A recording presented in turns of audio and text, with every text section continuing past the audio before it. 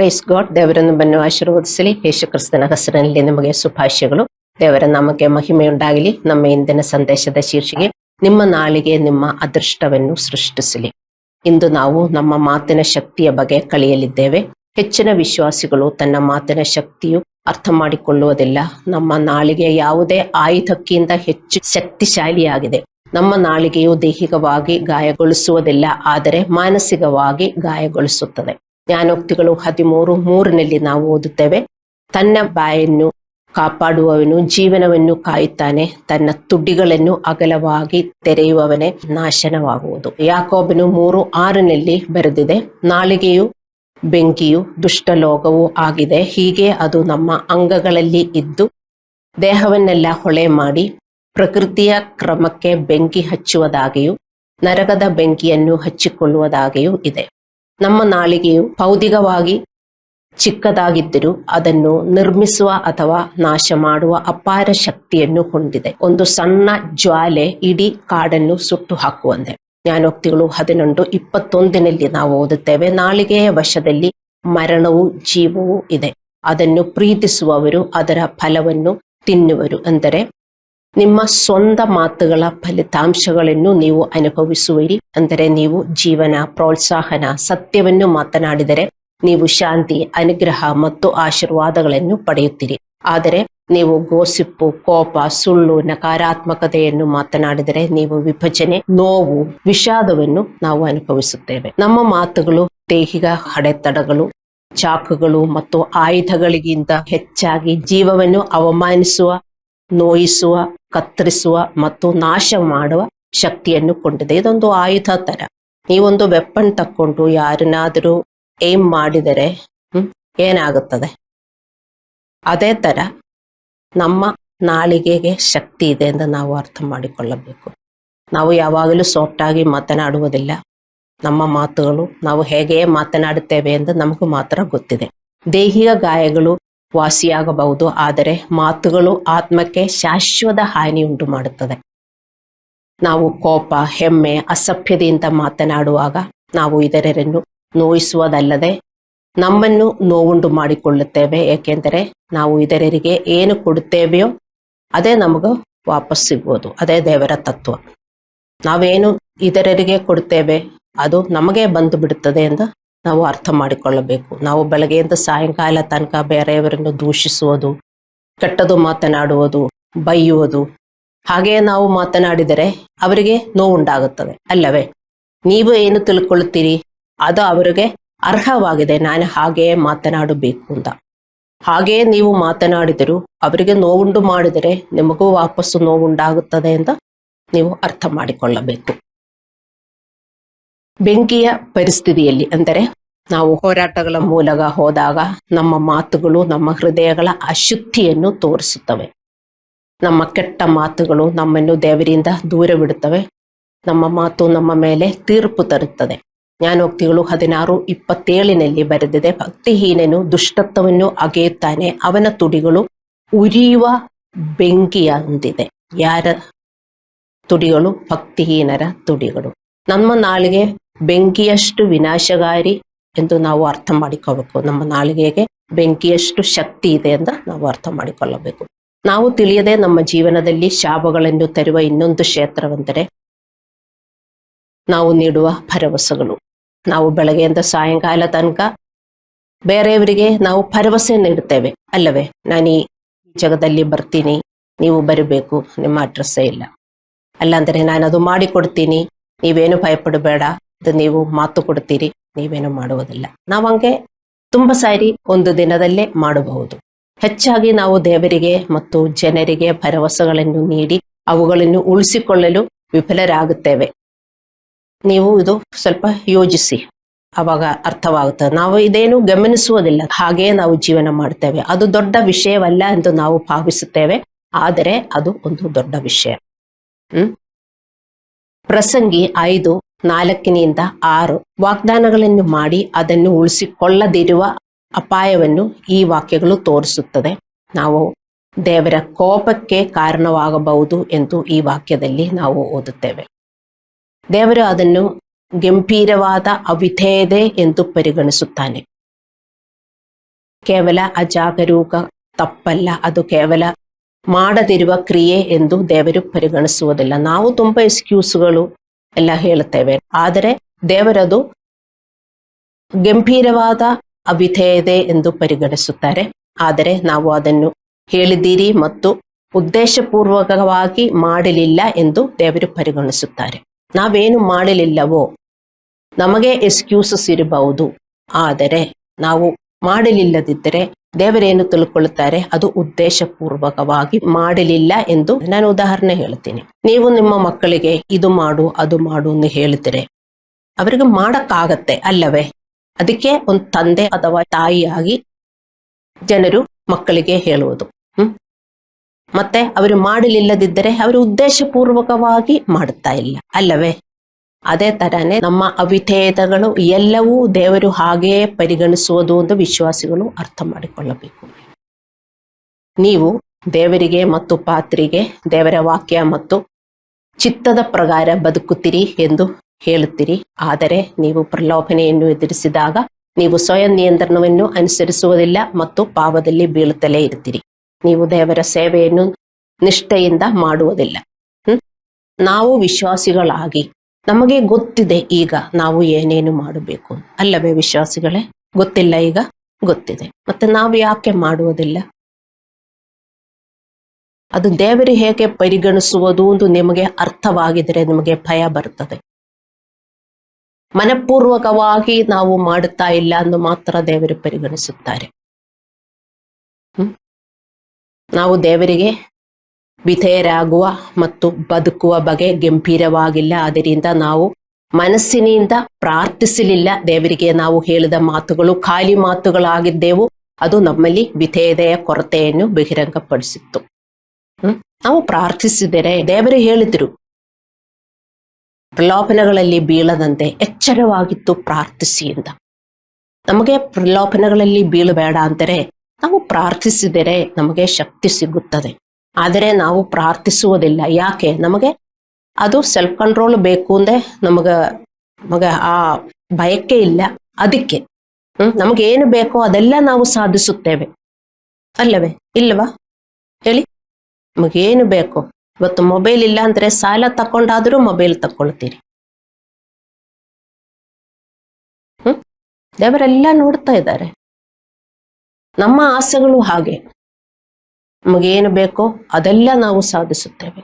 ಆದರೆ ದೇವರೇನು ಹೇಳುತ್ತಾರೋ ಅದೆಲ್ಲ ಸಾಧಿಸುವುದಕ್ಕೆ ನಮಗಾಗೋದಿಲ್ಲ. ಯಾಕೆಂದ್ರೆ ನಾವು ಗಂಭೀರವಾಗಿಲ್ಲ, ನಾವು ಮನಸ್ಸಿನಿಂದ ನಾವು ಪ್ರಾರ್ಥಿಸುವುದಿಲ್ಲ. ಹೀಗೆ ಮಾತ್ರ ದೇವರು ತಕ್ಕೊಳ್ಳುವುದು ಎಂದು ನೀವು ಅರ್ಥ ಮಾಡಿಕೊಳ್ಳಬೇಕು.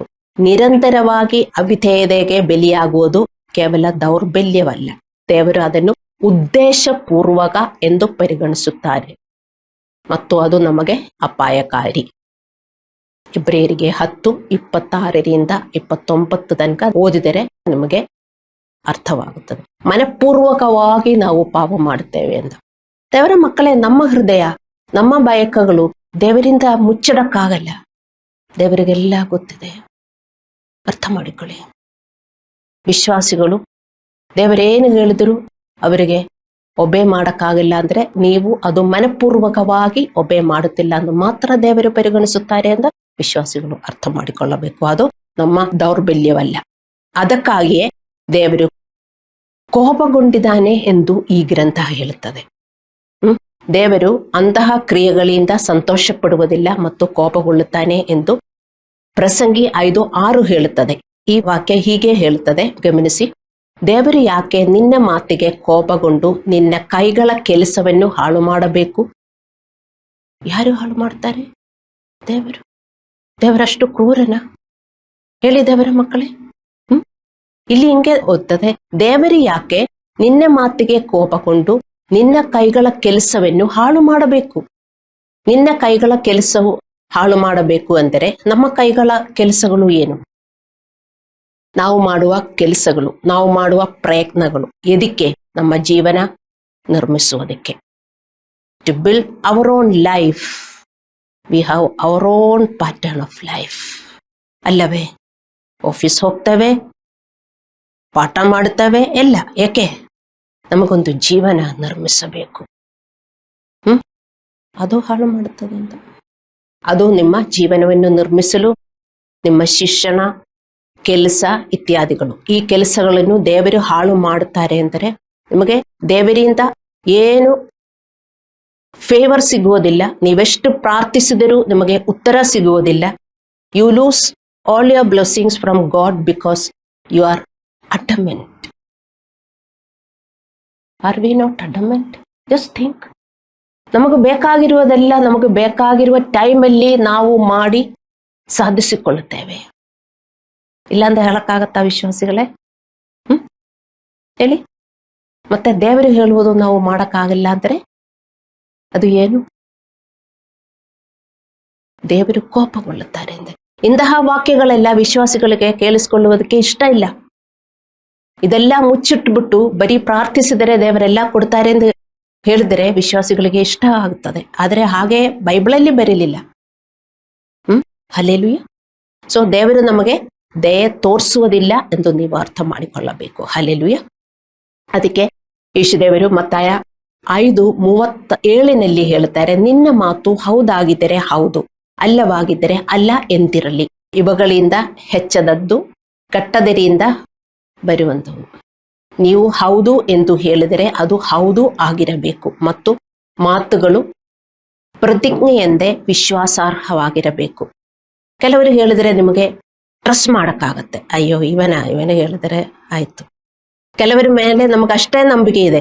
ಕೆಲವರ ಮೇಲೆ ಅವರ ಮಾತು ಹೇಳಿದ್ರೆ ಅವರು ಮಾಡ್ತಾರೆ, ಅಷ್ಟೊಂದು ನಮಗೆ ಅವರ ಮೇಲೆ ವಿಶ್ವಾಸ ಇದೆ. ಅದೇ ತರ ನಾವು ವಿಶ್ವಾಸಿಗಳಾಗಿ ದೇವರ ಮಕ್ಕಳಾಗಿ ನಾವು ಏನು ಹೇಳಿದ್ರು ಒಂದು ಪ್ರತಿಜ್ಞೆಯಂತೆ ಅದು ವಿಶ್ವಾಸಾರ್ಹವಾಗಿರಬೇಕು. ಪಾಸ್ಟರ್ ಹೇಳುತ್ತಾರೆ 15 ನಿಮಿಷ ಮುಂಚೆ ಸರ್ವಿಸ್ ಮುಂಚೆ ಬಂದು ನೀವು ಕುತ್ಕೊಂಡು ಸರ್ವಿಸ್ಗೋಸ್ಕರ ಪ್ರಾರ್ಥನೆ ಮಾಡಿರಿ ಅಂತ. ನೀವದು ಖಂಡಿಸಿದರೆ ಚಿಕ್ಕ ವಿಷಯನ, ನಿಮಗದು ಚಿಕ್ಕ ವಿಷಯ ಇರಬಹುದು, ದೇವರಿಗೆ ಅಲ್ಲ. ಹಲ್ಲೆಲೂಯಾ. ದೇವರಿಗೆ ಮತ್ತು ಜನರಿಗೆ ನಿಮ್ಮ ಮಾತುಗಳು ವಿಶ್ವಾಸಾರ್ಹವಾಗಿರಬೇಕು. ನಿಮ್ಮ ಸಮಗ್ರತೆ ದೇವರಿಗೆ ಮುಖ್ಯವಾಗಿದೆ. ಅದು ಸಣ್ಣ ವಿಷಯವಲ್ಲ ದೇವರಿಗೆ. ಹಲ್ಲೆಲೂಯಾ.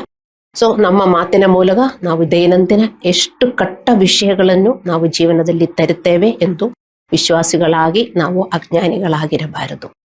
ಈಗ ನಾವೇನು ಕಲಿತಾ ಇದ್ದೇವೆ? ನಮ್ಮ ಮಾತಿನ ಫಲಿತಾಂಶಗಳು. ನಾವೆಲ್ಲ ಮಾತನಾಡುವರು. ನಿಮ್ಮಲ್ಲಿ ತುಂಬಾ ಜನರು ತುಂಬಾ ಮಾತನಾಡುತ್ತೀರಾ. ಪಲಪಲಪಲಪಲಪಲಾನು ಮಾತನಾಡುತ್ತೀರಾ. ಬಿ ಕೇರ್ಫುಲ್, ನೀವೇನು ಮಾತನಾಡ್ತಾ ಇದ್ದೀರಿ ಅಂತ. ವಿಶ್ವಾಸಿಗಳಾಗಿ ಇದೆಲ್ಲ ನೀವು ಗಮನಿಸಬೇಕು.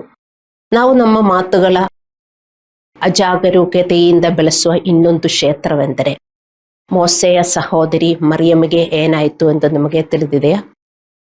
ಮೋಸೆಯ ವಿರುದ್ಧ ಮೋಸೆಯ ಸಹೋದರಿ ಮಾತನಾಡಿದರು. ದೇವರು ಅವಳಿಗೆ ಕಠಿಣವಾಗಿ ಶಿಕ್ಷಿಸಿದರು. ಅರಣ್ಯಕಾಂಡ 12:1-10 ತನಕ ಓದಿದರೆ ನಿಮಗೆ ಅರ್ಥವಾಗುತ್ತದೆ. ಅವಳು ಮೋಸೆಯ ವಿರುದ್ಧ ಮಾತನಾಡಿದರು. ಅದು ಅವಳ ಹೆಮ್ಮೆ, ಕೋಪ ಮತ್ತು ಅಸೂಯೆಯ ಕಾರಣ.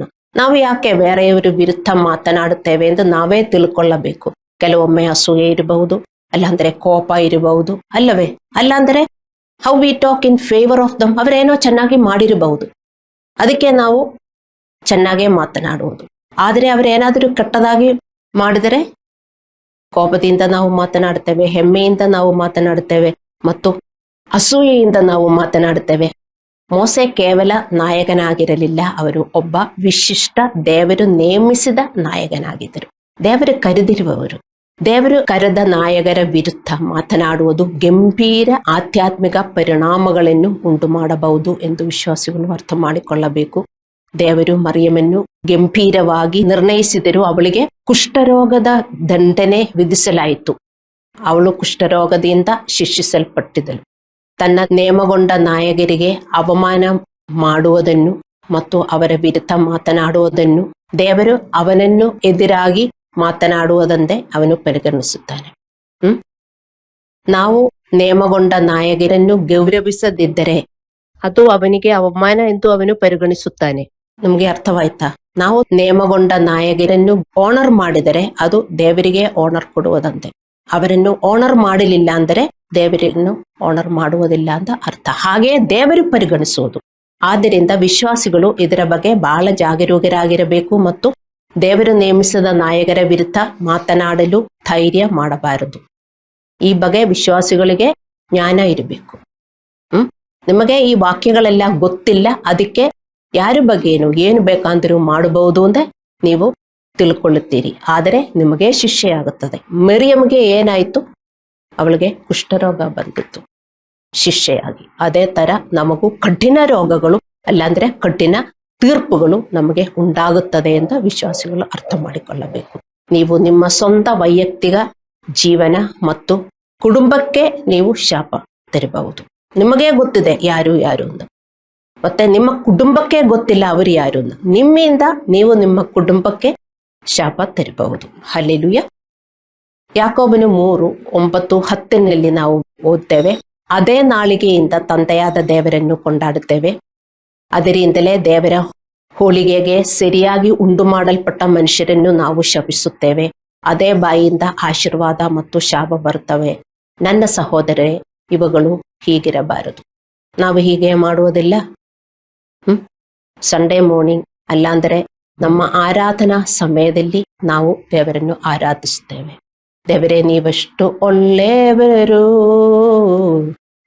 ನನಗೂ ನೀನಿಲ್ಲದೆ ಜೀವನ ಮಾಡಕ್ಕಾಗಲ್ಲ ಎಲ್ಲ ನಾವು ತುಂಬಾ ಕಣ್ಣೀರಿನಿಂದ ನಾವು ಆರಾಧಿಸುತ್ತೇವೆ. ಹೃದಯದಿಂದ ಆರಾಧಿಸುತ್ತೇವೆ. ಮತ್ತು ಚರ್ಚ್ ಬಿಟ್ರೆ, ಚರ್ಚಿಂದ ಹೋಗಿ ಜನರ ಹತ್ರ ನಾವು ಹೇಗೆ ಮಾತನಾಡುವುದು? ಕುಟುಂಬದಲ್ಲಿ ಹೋಗಿ ನಿಮ್ಮ ಹೆಂಡತಿ ಹತ್ರ, ಗಂಡನ ಹತ್ರ, ಅತ್ತೆ ಹತ್ರ, ಮಕ್ಕಳ ಹತ್ರ ನಾವು ಹೇಗೆ ಮಾತನಾಡುವುದು? ಮಕ್ಕಳು ತಂದೆ ತಾಯಿಗೆ ಹೇಗೆ ಮಾತನಾಡುವುದು? ಅದಕ್ಕೆ ಫಲಿತಾಂಶ ನಮಗೆ ಬರುವುದಿಲ್ಲ ದೇವರ ಮಕ್ಕಳೇ. ಅದಕ್ಕೆ ನಾನು ನಿಮಗೆ ಹೇಳುವುದು, ಡೈಲಿ ನೀವು ಬೈಬಲ್ ಸ್ಟಡಿ ಮಾಡಬೇಕು. ಅದರಲ್ಲಿ ಏನು ಬರೆದಿದೆಯೋ, ಬೈಬಲಲ್ಲಿ ಬರೆದಿದೆ, Heaven and earth will pass away but my word will never pass ಅವೇ. ಇದರಲ್ಲಿ ಬರೆದಿರುವ ಎಲ್ಲ ಎಸ್ ಅಂಡ್ ಏಮೆನ್, ಅದು ಹಾಗೇ ಆಗತ್ತೆ. ನೀವೊಂದು ವಿಶ್ವಾಸಿ ಆಗಿರಲಿ, ಯಾರೇ ಆಗಿರಲಿ, ಎಲ್ಲರಿಗೂ ಅದು ಹಾಗೇ ಆಗತ್ತೆ. ಬೈಬಲು ಗ್ರಂಥ ಅದು ಕ್ರಿಶ್ಚಿಯನ್ನರಿಗೆ ಅಲ್ಲ, ಅದು ಮನುಷ್ಯರಿಗೆ. ಯಾರಿಗಾರಿಗೂ ಯೇಸು ಯಾರು ಒಂದು ಗೊತ್ತಿಲ್ಲ, ಅವರು ತಿಳ್ಕೊಳ್ತಾರೆ, ಓ ಬೈಬಲ್ ಅಂದರೆ ಕ್ರಿಶ್ಚಿಯನ್ನರಿಗೆ ಅಂದ್ರೆ. ಅದಕ್ಕೆ ಯಾರ್ಯಾರು ಬೈಬಲ್ಗೆ ಅಗೌರವಿಸುತ್ತಾರೆ ಅವರಿಗೆಲ್ಲ ಶಿಕ್ಷೆ ಬರೋದು ನೀವು ನೋಡಲಿಲ್ವಾ? ಕೆಲವರು ಸಿಟ್ಟು ಬಂದ್ಬಿಟ್ಟು ಬೈಬಲ್ ಎಲ್ಲ ಎಸೆದು ಬಿಡ್ತಾರೆ. ಯಾಕೆಂದ್ರೆ ಕೆಲವರಿಗೆ ಕ್ರಿಶ್ಚಿಯನ್ನರ ಮೇಲೆ ಅಷ್ಟೊಂದು ಕೋಪ ಇದೆ, ಅವರಿಗೆ ಎಷ್ಟು ಕಷ್ಟ ಉಂಟಾಗುತ್ತೆ ಅಂತ ನಿಮಗೆ ಅರ್ಥವಾಗುತ್ತದೆ. ಸೊ ಬೈಬಲ್ ಕ್ರಿಶ್ಚಿಯನ್ನರ ಬುಕ್ ಅಲ್ಲ, ಮನುಷ್ಯರ ಬುಕ್. ನಾವು ಹೇಗೆ ಜೀವನ ಮಾಡಬೇಕು ಅಂತ ಅದರಲ್ಲಿ ಬರೆದಿದೆ. ಅದರ ಪ್ರಕಾರ ನಾವು ಜೀವನ ಮಾಡಿದರೆ ನಮ್ಮ ಜೀವನ ಸುಲಭವಾಗುತ್ತದೆ, ನಮ್ಮ ಜೀವನ ಆಶೀರ್ವಾದ ಉಳ್ಳದಾಗುತ್ತದೆ. ನಮಗೆ ಹಣ, ಆರೋಗ್ಯ, ನಮಗೇನೇನು ಕೊರತೆ ಇದೆ ಅದೆಲ್ಲ ನಮಗೆ ಸಾಧಿಸುತ್ತದೆ. ನಾವು ಅರ್ಥ ಮಾಡಿಕೊಳ್ಳಬೇಕು. ಹಲ್ಲೆಲೂಯ. ನಾವು ಭಾನುವಾರ ಬೆಳಗ್ಗೆ ಅಲ್ಲಾಂದರೆ ಮತ್ತು ನಮ್ಮ ಆರಾಧನೆಯ ಸಮಯದಲ್ಲಿ ದೇವರನ್ನು ನಾವು ಸ್ತುತಿಸುತ್ತೇವೆ. ನಂತರ ದಿನದ ಉಳಿದ ಸಮಯವನ್ನು ನಾವು ಹೇಗೆ ನಮ್ಮ ನಾಳಿಗೆ ಬೆಳೆಸುತ್ತೇವೆ?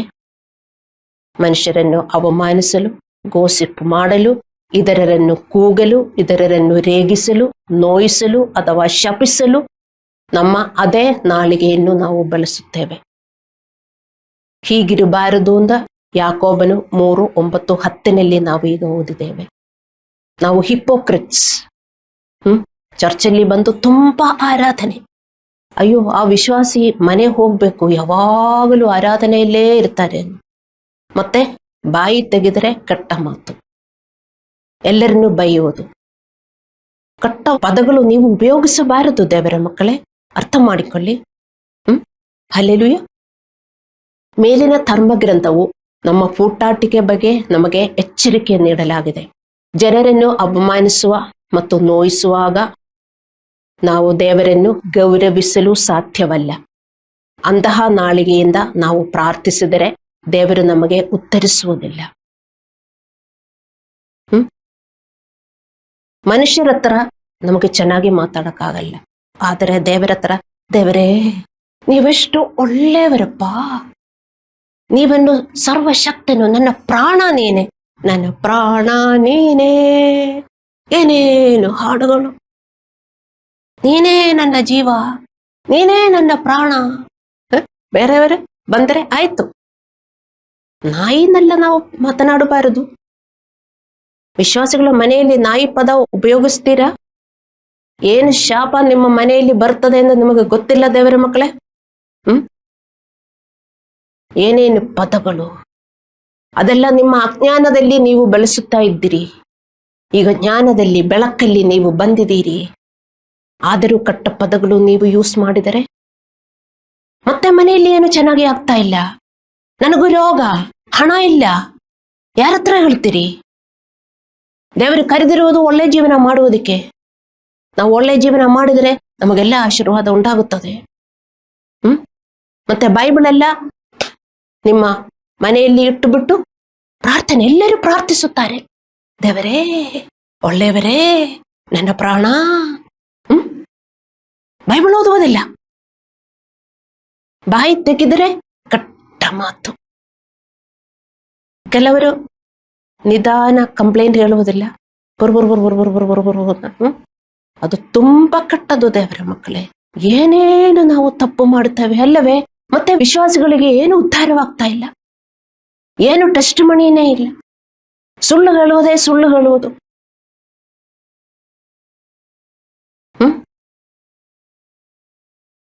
ಪ್ರಾಮಿಸಸ್ ಕೀಪ್ ಅಪ್ ಮಾಡಲ್ಲ. ಪಾಸ್ಟರ್ನ ಬೈಯುವುದು. ಪಾಸ್ಟರ್ ಒಳ್ಳೇದು ಮಾಡಿದ್ರು ಅವರಿಗೊಂದು ಚೆನ್ನಾಗಿ ಒಂದು ಮಾತು ನೀವು ಹೇಳಲ್ಲ, ಅವ್ರ ಮೆಸೇಜಿಗೆ ಒಂದು ಚೆನ್ನಾಗಿ ಕಮೆಂಟ್ ಕೊಡಲ್ಲ. ನೋಡಿ, ಅದೆಲ್ಲ ದೇವರು ನೋಡ್ತಾರೆ. ಅದು ನಿಮ್ಮ ಮಾತು. ಅಲ್ಲಿ ಅರ್ಥ ಮಾಡಿಕೊಳ್ಳಿ ದೇವರ ಮಕ್ಕಳೇ. ಕೆಲವರು ಏನು ಮಾಡ್ತಾರೆ, ನೀವೆಲ್ಲರೂ ಬೆಳಿಗ್ಗೆ ಎದ್ದು ಮೊದಲು ಏನು ಮಾಡ್ತೀರಾ?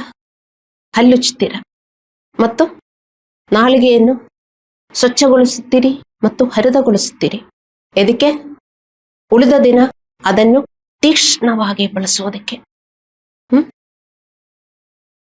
ಹಲ್ಲುಜ್ಜೋದು, ಟಂಗ್ ಕ್ಲೀನ್ ಮಾಡುವುದು, ಆದರೇನೆ ಶಾರ್ಪ್ ಆಗಿ ಯೂಸ್ ಮಾಡಕ್ಕಾಗತ್ತೆ.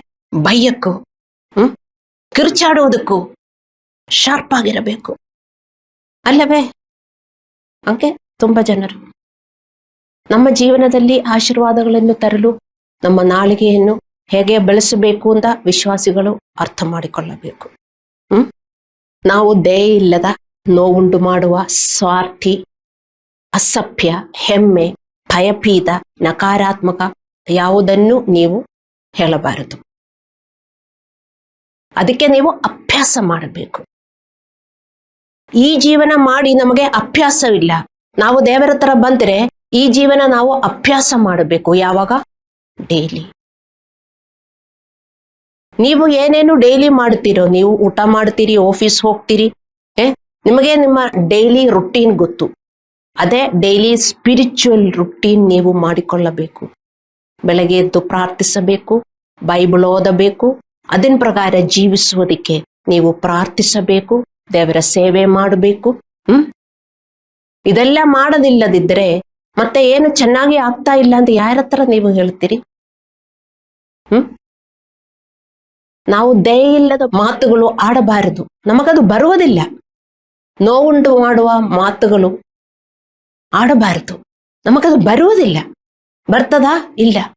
ಸುಲಭವಾಗಿ ಬರುವುದಿಲ್ಲ. ಅಭ್ಯಾಸ ಮಾಡಿಕೊಳ್ಳಬೇಕು. ಅದು ಅಭ್ಯಾಸ ಮಾಡಿದರೆ ನಮಗೆ ಎಷ್ಟೊಂದು ಆಶೀರ್ವಾದ ಬರ್ತದೆ.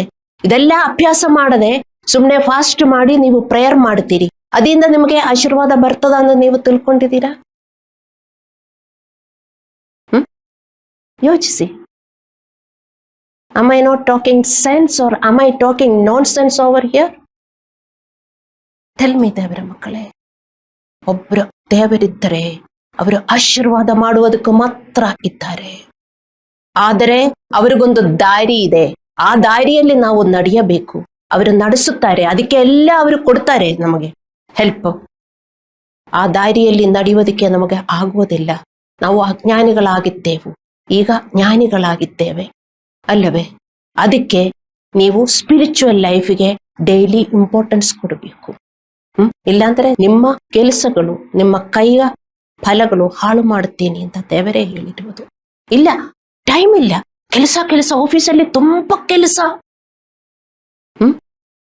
ಪ್ರಾರ್ಥಿಸುವುದಕ್ಕೆ ಯಾರಾದ್ರೂ ಕರೆದರೂ ಇಲ್ಲ, ಅವರಿಗೆ ಫೋನ್ ಮುಟ್ಟುವುದಿಲ್ಲ, ಆಫೀಸ್ ಕೆಲಸ ಮಾಡ್ತಾ ಇರ್ತೀರಿ. ಅದೆಲ್ಲ ದೇವರು ಹಾಳು ಮಾಡುತ್ತಾರೆ. ವಿಶ್ವಾಸಿಗಳೇ, ಭಯ ಬರುವುದಿಲ್ಲ. ಇದೆಲ್ಲ ಸುಮ್ಮನೆ ನಾ ಹೇಳುವುದು. ಹಲ್ಲೆಲೂಯಾ. ಕೊಲೋಸ್ಯದವರಿಗೆ 4:6 ಬರೆದಿದೆ, ನಿಮ್ಮ ಸಂಭಾಷಣೆಗಳು ಯಾವಾಗಲೂ ಕೃಪೆಯುಳ್ಳದಾಗಿಯೂ ಉಪ್ಪಿನಿಂದ ರುಚಿಯುಳ್ಳದಾಗಿಯೂ ಇರಲಿ. ಹೀಗೆ ನೀವು ಯಾರ್ಯಾರಿಗೆ ಯಾವ ಯಾವ ರೀತಿಯಲ್ಲಿ ಉತ್ತರ ಹೇಳಬೇಕೋ ಅದನ್ನು ತಿಳ್ಕೊಳ್ಳುವಿರಿ. ಇಂತಹ ವಾಕ್ಯಗಳು ವಿಶ್ವಾಸಿಗಳು ಕಣ್ಣಲ್ಲಿ ಬರುವುದೇ ಇಲ್ಲ. ದೇವರು ನನ್ನನ್ನು ಕೈ ಬಿಡುವುದಿಲ್ಲ, ದೇವರು ಎಲ್ಲ ಉತ್ತರ ಕೊಡುತ್ತಾರೆ ಅಂದ ವಾಕ್ಯಗಳು ಮಾತ್ರ ವಿಶ್ವಾಸಿಗಳಿಗೆ ಬೈ ಹಾರ್ಟ್. ಈ ವಾಕ್ಯ ಯಾರು ಬೈ ಹಾರ್ಟ್ ಮಾಡುವುದಕ್ಕೆ? ಪಾಸ್ಟರ್ಗೆ ಮಾತ್ರನಾ? ಏನಿಲ್ಲಿ ಬರೆದಿದೆ? ನಿಮ್ಮ ಸಂಭಾಷಣೆ ಯಾವಾಗಲೂ ಕೃಪೆಯುಳ್ಳದಾಗಿಯೂ ಉಪ್ಪಿನಿಂದ ರುಚಿಯುಳ್ಳದಾಗಿಯೂ ಇರಲಿ. ಉಪ್ಪು ಆಹಾರಕ್ಕೆ ರುಚಿಯನ್ನು ಕೊಡುತ್ತದೆ ಅಲ್ಲವೇ? ಅದೇ ರೀತಿಯಲ್ಲಿ ನಮ್ಮ ಮಾತುಗಳು ಬೇರೆಯವರ ಜೀವನದಲ್ಲಿ ರುಚಿಯನ್ನು ಕೊಡಬೇಕು. ಆಗತ್ತಾ? ಅಭ್ಯಾಸ ಮಾಡಬೇಕು. ನಮ್ಮ ಮಾತು ಇತರರಿಗೆ ಮೆಚ್ಚುಗೆ ಮತ್ತು ಜೀವ ಕೊಡಬೇಕು. ನಮ್ಮ ಕಷ್ಟದ ಸಮಯದಲ್ಲಿಯೂ ಸಹ, ಅಥವಾ ಯಾರಾದರೂ ಕೆಟ್ಟದಾಗಿ ಅಥವಾ ನೋವುಂಟು ಮಾಡುವ ರೀತಿಯಲ್ಲಿ ಮಾತನಾಡಿದರೂ ಅದೇ ರೀತಿಯಲ್ಲಿ ಪ್ರತಿಕಾರ ತೀರಿಸಿಕೊಳ್ಳುವಂತೆ ನಾವು ಮಾತನಾಡಬಾರದು. ಪ್ರತಿಕಾರ ತೀರಿಸುವುದಕ್ಕೆ ನಾವು ಜೋರಾಗಿ ಮಾತಾಡ್ತೇವೆ. ನಾನು ಯಾರೆಂದು ತಿಳ್ಕೊಳ್ಳಬೇಕು, ನಾನು ಯಾರಂದು ಗೊತ್ತಿಲ್ಲ, ಹೇಳಿ, ಹಂಗೆ ಹೇಳ್ಬಿಡಿ. ವಿಶ್ವಾಸಿಯಾಗಿ ನಿಮಗೇ ಬಂದ್ಬಿಡ್ತದೆ. ಯಾರೇ ಆದರೂ ಹಸ್ಬೆಂಡ್ಗೆ ವೈಫ್ ಹತ್ರ ಹಂಗೆ ಮಾತನಾಡಕ್ಕೆ ಅಧಿಕಾರವಿದೆ ಎಂದು ನೀವು ತಿಳ್ಕೊಳ್ಳಬಾರದು. ಇವನ್ ವೈಫಿಗೂ ಹಸ್ಬೆಂಡ್ ಅಷ್ಟು ಜೋರು ಮಾಡುತ್ತಾರೆ, ನಾನು ಹಂಗ ಮಾತನಾಡುತ್ತೀರಿ ಅಂತ ವೈಫು ತಿಳ್ಕೊಳ್ಳಬಾರದು. ಯಾರೇ ಆದರೂ, ಹಸ್ಬೆಂಡ್ ಆಗಲಿ ವೈಫ್ ಆಗಲಿ, ನಾವೆಲ್ಲ ಯೇಸುವಿನ ತರ ಮಾತಾಡುವುದಕ್ಕೆ ಕಲಿಯಬೇಕು. ಇದೇ ನಾವು ಪ್ರಾಕ್ಟೀಸ್ ಮಾಡಬೇಕಾಗಿರುವುದು. ಇದೆಲ್ಲ ಪ್ರಾಕ್ಟೀಸ್ ಮಾಡಿದರೆ ಸಾಕು, ನಿಮಗೆಲ್ಲ ಒಳ್ಳೇದಾಗುತ್ತೆ ಜೀವನದಲ್ಲಿ.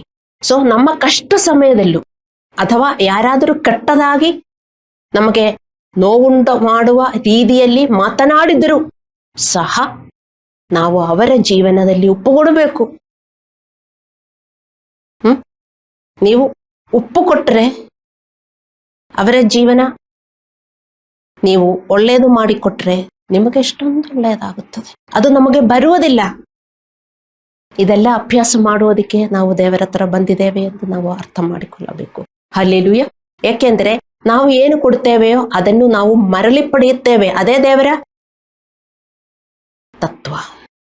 ನಾವೇನು ಕೊಡ್ತೇವೆಯೋ, ಯಾರಿಗೇನು ಒಳ್ಳೇದು ಕೊಟ್ಟರೆ ನಮಗೆ ಒಳ್ಳೇದು ಬರುತ್ತದೆ, ಕೆಟ್ಟದು ಕೊಟ್ಟರೆ ನಮಗೆ ಕೆಟ್ಟದು ಬರುತ್ತದೆ. ಕೆಲವರು ಒಳ್ಳೇದು ಮಾತ್ರ ಕೊಡ್ತಾರೆ, ಒಳ್ಳೇದು ಕೊಡ್ತಾರೆ. ಅಲ್ಲಾಂದ್ರೆ ಒಳ್ಳೇದಾಗಲಿ ಎಂದು ತಿಳ್ಕೊಂಡು ಬರ್ತ್ಡೇಗೆಲ್ಲ ಬಡವರಿಗೆಲ್ಲ ಗಂಜಿ ಕೊಡ್ತಾರೆ, ಇಲ್ಲಾಂದ್ರೆ ಬಿರಿಯಾನಿ ಕೊಡ್ತಾರೆ, ಒಳ್ಳೇದಾಗೋದಿಕ್ಕೆ. ನಿಮ್ಗೆ ಗೊತ್ತು ಒಳ್ಳೇದಾಗುತ್ತೆ ಅಂತ, ಮತ್ತೆ ಅದು ನೀವು ಮಾಡಿರುವ ಕೆಟ್ಟದೆಲ್ಲ ಡಿಲೀಟ್ ಮಾಡುತ್ತದೆ ಎಂದು ಕೆಲವರು ತಿಳ್ಕೊಳ್ತಾರೆ. ಡಿಲೀಟ್ ಆಗುವುದಿಲ್ಲ. ಕೆಟ್ಟದಕ್ಕೆ ಅದನ್ನ ಫಲ ನಮಗೂ ಬಂದೇ ಬರುತ್ತದೆ. ನಾವೇನು ಕೆಟ್ಟದು ಮಾಡಿದ್ರು ಅದನ್ನ ಫಲ ನಮಗೆ ಕೆಟ್ಟದು ಬಂದೇ ಬರುತ್ತದೆ. ಕೆಟ್ಟದೆಲ್ಲ ಮಾಡಿಬಿಟ್ಟು ಕೆಲವೊಂದು ಒಳ್ಳೇದು ಮಾಡಿ ಅದು ಡಿಲೀಟ್ ಆಗುತ್ತೆ ಅಂತ ನೀವು ತಿಳ್ಕೊಳ್ಳಬಾರದು. ಅದು ಈ ಲೋಕದ ವಿಶ್ವಾಸ. ಹಲ್ಲೆಲೂಯಾ. ಸೊ ನೀವು ನಿಮ್ಮ ಮಾತಿನಿಂದ ಇತರರಿಗೆ ನೋವು ಕೊಟ್ಟರೆ ನಿಮ್ಮ ಜೀವನ ನೋವಿನಿಂದ ತುಂಬಿರುತ್ತದೆ. ಇಲ್ಲ, ಅವರು ಹಂಗೆ ಮಾತನಾಡಿದೆ, ಅದಕ್ಕೆ ನಾನು ಹಂಗೆ ಮಾತನಾಡಬೇಕು ಅಂದ್ರೆ ನಿಮ್ಮ ಜೀವನನೇ ನೀವು ಹಾಳು ಮಾಡ್ತೀರಿ. ನಿಮ್ಮ ಜೀವನನೇ ನೋವಿನಿಂದ ತುಂಬಿರುತ್ತದೆ. ನಾನು ಹಿಂಗೆ ಪ್ರೀಚ್ ಮಾಡಿದರೆ ನೀವು ತಿಳ್ಕೊಳ್ತೀರಿ, ಅಯ್ಯೋ ಹಿಂಗೆಲ್ಲ ಹೇಗೆ ಜೀವನ ಮಾಡುವುದು, ತುಂಬಾ ಜನ ತಿಳ್ಕೊಳ್ತಾರೆ ಹೇಗೆ ಹಿಂಗೆಲ್ಲ ಜೀವನ ಮಾಡುವುದು, ಪಾಸ್ಟರ್ಗೆ ಹಂಗೆಲ್ಲ ಪ್ರೀಚ್ ಮಾಡಕ್ಕಾಗತ್ತೆ. ನಾವು ಹಂಗೆ ಜೀವನ ಮಾಡಿದರೆ ಮಾತ್ರ ನಮಗೆ ಆಶೀರ್ವಾದ ಉಂಟಾಗುವುದು. ಹಲ್ಲೆಲೂಯಾ.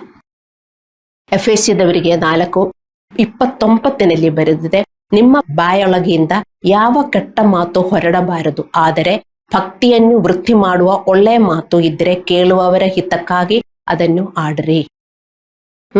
ನಿಮ್ಮ ಬಾಯೊಳಗಿಂದ ಇದೆಲ್ಲ ನೀವು ಮೆಡಿಟೇಟ್ ಮಾಡಬೇಕು ದೇವರ ಮಕ್ಕಳೇ. ನಿಮ್ಮ ಗೋಡೆಯಲ್ಲೆಲ್ಲ ಬರೆದಿಡ್ರಿ. ಈ 2 ವಾಕ್ಯಗಳು ಬರೆದಿಟ್ರೆ ಸಾಕು.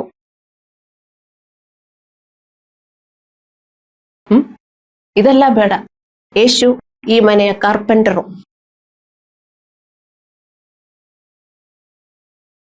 ಯೇಸು ಇಲ್ಲದೆ ನಾನಿಲ್ಲ. Praise the Lord, hallelujah. ಇದೆಲ್ಲ ಗೋಡೆಯಲ್ಲಿ ಬರೆದಿರ್ತಾರೆ. ಇಂತಹ ವಾಕ್ಯಗಳು ನೀವು ಗೋಡೆಯಲ್ಲಿ ಬರೆದಿಡಬೇಕು. ಬರೆದಿರ್ತೀರಾ? ಆದರೆ ನಿಮ್ಮ ನಾಲಿಗೆಗೆ ಸ್ವಲ್ಪ ಕಂಟ್ರೋಲ್ ಉಂಟಾಗುತ್ತದೆ. ನಿಮಗೆ ಒಳ್ಳೆಯದಾಗುತ್ತದೆ. ನೀವು ಒಳ್ಳೆಯದು ಮಾಡಿದ್ರೆ ಇದೇ ಒಳ್ಳೆಯದು ಮಾಡುವುದು. ಬಡವರಿಗೆ ಸ್ವಲ್ಪ ಏನಾದರೂ ಕೊಡುವುದು ಮಾತ್ರ ಅಲ್ಲ ಒಳ್ಳೆಯದು ಮಾಡುವುದು. ಹಲ್ಲೆಲೂಯಾ. ಸೊ ನಾವು ನಮ್ಮ ಮಾತಿನಿಂದ ಇತರರನ್ನು ನೋಯಿಸಿದರೆ, ಅವರು ನಿಮಗೆ ನೋವುಂಟು ಮಾಡಿದರೂ ಸಹ ನಮಗೆ ಅದೇ ರೀತಿಯ ಪ್ರತಿಫಲ ಸಿಗುತ್ತದೆ.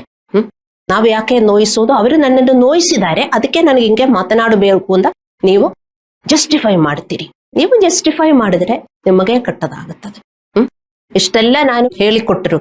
ನನ್ನ ಸಭೆಯಲ್ಲಿ ಬರ್ತಾ ಇರುವ ಎಷ್ಟು ವರ್ಷ ಆಯ್ತು ನೀವು. ಆದರೂ ಹೇಗೆ ಇದೆ ನಿಮ್ಮ ಮಾತು?